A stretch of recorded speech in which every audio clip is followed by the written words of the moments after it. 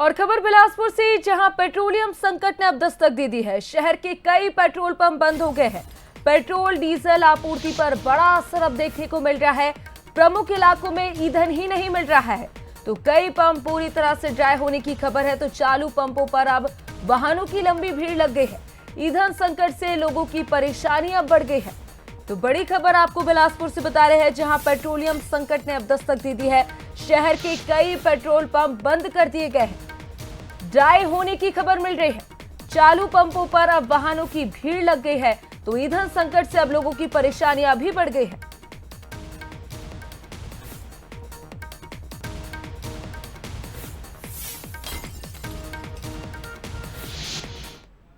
और चलिए इसी खबर पर ज्यादा जानकारी के लिए हमारे साथ अमन पांडे लाइव जुड़ गए। अमन, अब पेट्रोलियम क्राइसिस ने दस्तक दे दी है। कई जगह ड्राई होने की खबर मिल रही है, तो अब चालू पंपों पर भी वाहनों की भीड़ बढ़ गई है। क्या वजह बताई जा रही है इस पूरे मामले के पीछे?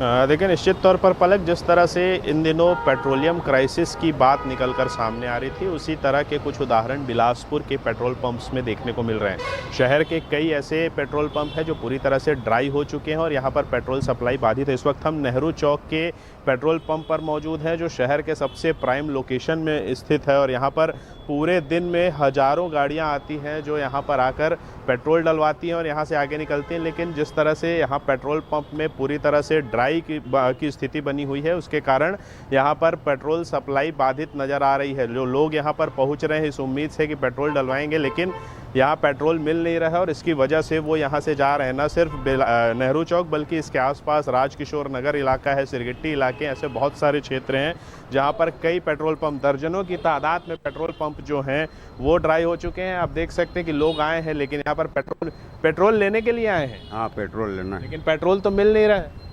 पेट्रोल नहीं मिल रहा है तो फिर आगे देखेंगे। और कहीं भी गए थे क्या पेट्रोल के लिए? हाँ, एक बार वो सिरगिट्टी चौक से आ रहे हैं, वहाँ भी नहीं मिला। वहाँ भी नहीं मिला।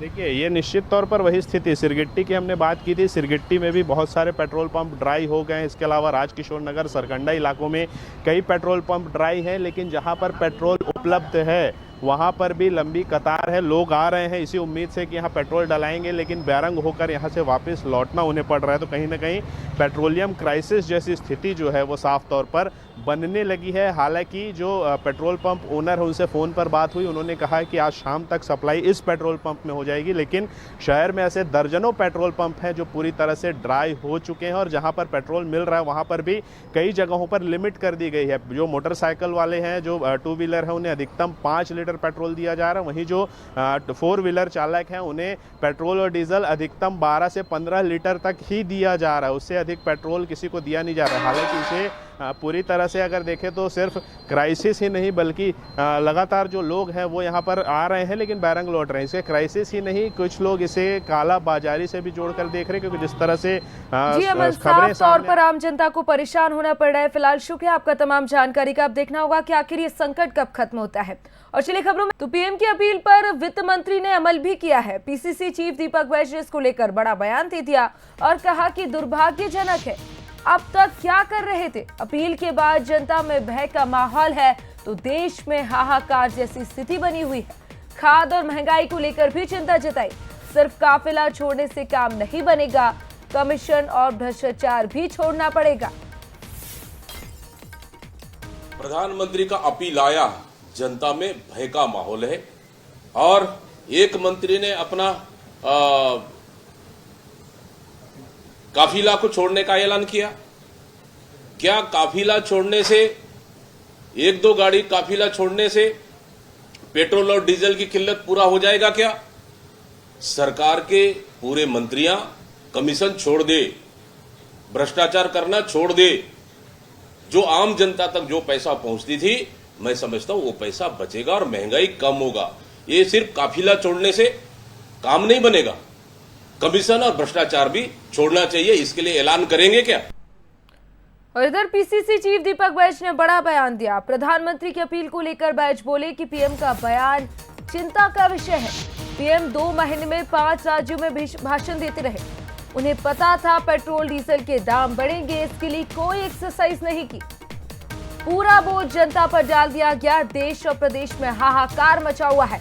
लोग चिंतित हैं और लॉकडाउन की स्थिति ना बने।